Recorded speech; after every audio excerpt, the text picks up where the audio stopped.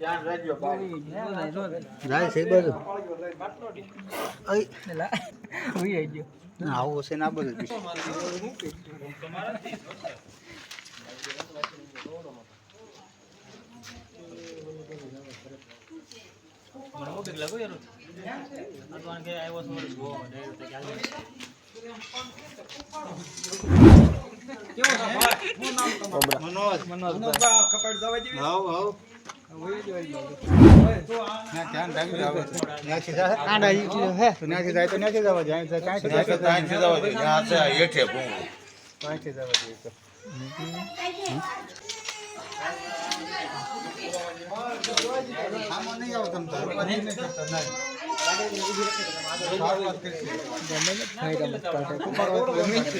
ના ના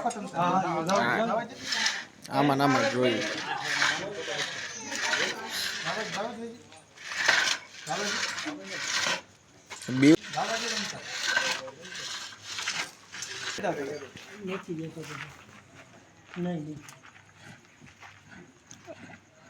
क्या करो ऐसे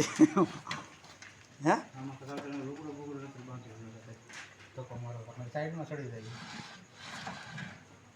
पानी नाखो पानी नाखे न मेळ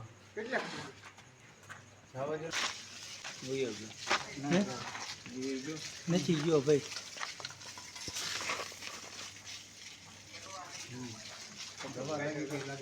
હે દવા લાગી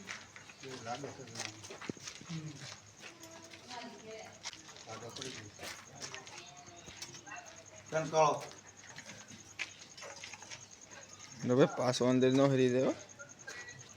હવે ક્યાં જાય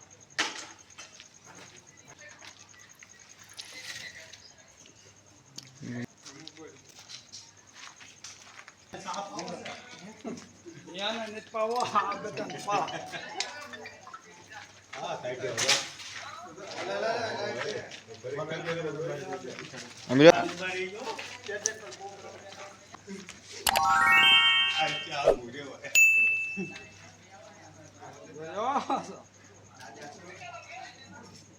ક્યાં ગए હાલતા ઢીલો પડી ગયો છે ભગવાનનું આયા નો હોય તો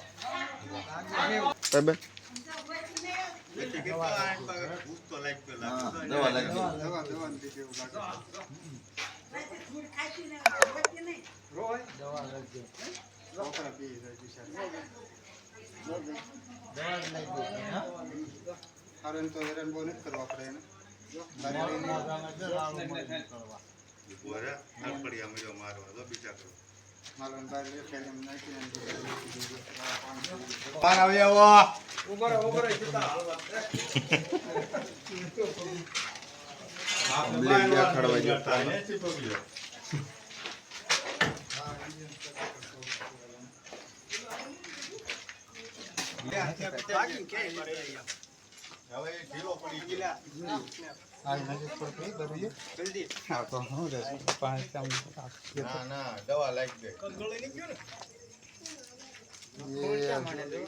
ટાઢો પડી ગયો છે દવા વાળું પાણી આગળ ઉપર કૂસો કર્યો તો મોઢામાં પાણી નીકળતું હતું બિચારા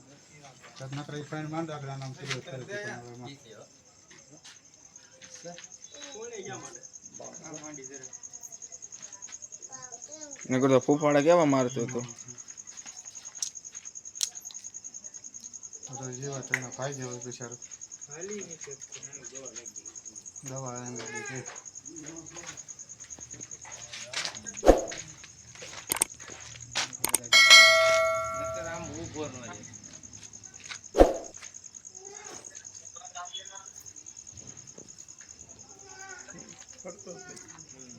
હાથમાં ન આપણે તે દિવસ જોઈને કેળો કાઢી દીધી તો ખબર ને એ કયું જનાવર હતું હે મનોજભાઈ ક્યાં આપણે 15 દી પહેલા ઓલું બાથરૂમ માં પકડ્યું હા એ આપણે જળખા પકડી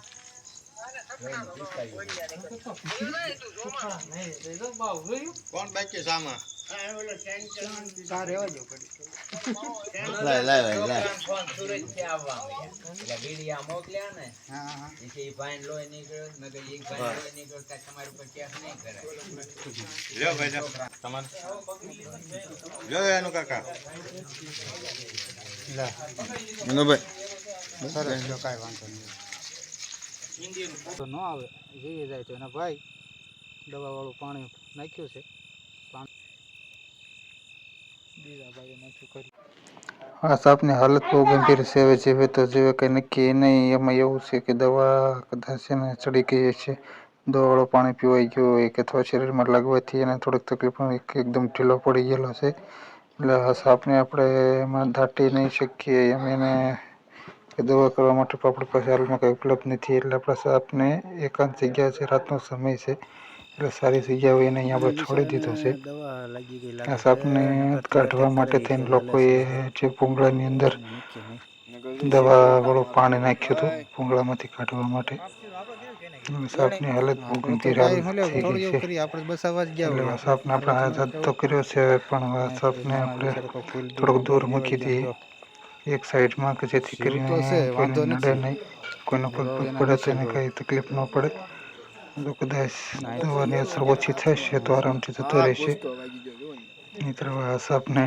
અહીંયા પર્યાવરણની અંદર બહુ સારી એવી જગ્યા છે એટલે એને આપણે આઝાદ કર્યો છે બહુ એનો મૂવમેન્ટ બહુ કરતો નથી થોડોક ઢીલો પડી ગયો છે સાપ પણ આ સાપ ઘણો મોટી ઉંમરમાં છે અને નાગ છે ભાગ્ય એવું નથી પણ હવે દવાનું પાણી નાખ્યું છે એના